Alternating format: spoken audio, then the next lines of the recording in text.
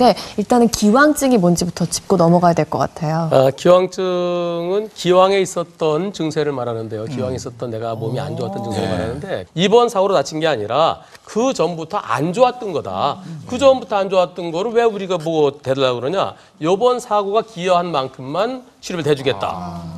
그런데 문제는 나는 이전에 등산도 하고 축구도 하고 쌩쌩했었는데 그러니까. 병원에도 한 번도 안 갔었는데 왜 아프다고 그러는 거냐?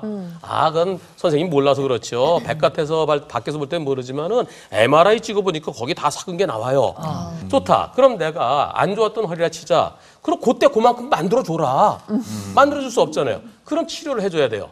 이게 뭐랑 또 다른 말로 표현한다 그러면 내 집이 멀쩡한데 자동차가 와서 그냥 들이받아갖고 집을 다 무너지게 했어요. 새로 집 져주면서 아유 집이 좀 낡았던데요. 80%를 본인이 내시고요. 제가 20%만 낼게요. 이게 이해가 안 되잖아요. 네. 그럼 보험금에서도 차이가 많이 나나요? 엄청나죠. 예를 들어서 아까 치료비가 수술비가 1,000만 원 나왔다 그랬잖아요. 노인이시니까 받을 게 얼마 안 돼갖고 내가 받을게. 예를 들어서 2천만 원 했다 칩시다. 기왕증이 없었으면 내 잘못 하나도 없으니까 2천만 원에서 기왕증만큼 다 빼야 돼요. 그럼 80% 빼면 400만 원 남았죠. 예. 400만 원인데 보험사가 1,000만 원 치료비 대줬죠. 네. 그중에 80%는 당신 내시오. 네. 그럼 내가 800원 내 돈은 내야 돼요. 아이고. 그 400만 원 받을 거 있었는데 800만 원 내 돈 내야 되니까 돌려줘야 되니까 마이너스 400. 그 보험사에 400만 원을 물어주는 경우가 있어요. 실제로 그런 사건이 있습니다. 이해가 안 돼요. 변호사인 제가 생각할 때 아무리 생각해도 이해가 안 되는 게 기왕증입니다. 아니 사고만 안 났으면 그 수술 안 해도 되는데. 그러니까. 100% 이런 보상을 경우 다 진짜 해줘야죠. 그러네요. 그게 맞는데. 그러면은 그 기왕증이 제가 그냥 듣기에도 논란의 여지가 많은데 네.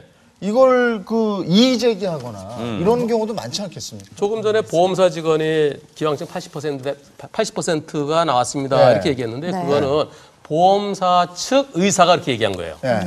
보험사에 자문의사가 있습니다. 네. 자문의사가 보니까 기왕증 80%다. 네. 근데 실질적으로 80%까지 가는 경우는 많지는 않고요. 보통 한 50%가 많습니다. 특히 아까 골절의 경우에는 기왕증 적용 안 되는 경우도 많거든요. 대부분이 적용 안 돼요. 따라서 보험사 말을 그대로 믿지 말고 제3의 의사, 보험사랑 친하지 않은 제3의 의사한테 가서 다시 판독받아보는 게 필요합니다. 근데 그 기왕증이 좀 문제가 될 것 같다 싶으면 아예 처음부터 건강보험으로 치료를 받는 게 낫다 뭐 이런 얘기도 있던데요. 자동차 사고 당했을 때는 보통 자동차 보험만 되는 걸 생각하는데요. 네. 그게 아니고 내가 선택입니다.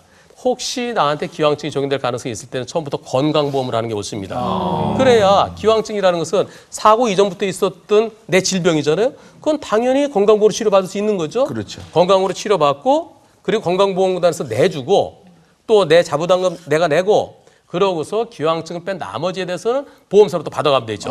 건강보험공단이 내준 건 건강보험공단이 비율 나눠서 가져가고 내가 낸 돈 내가 가져가고 따라서 그냥 단순한 물리치료만 받을 때는 굳이 건강보험 안 해도 되는데요.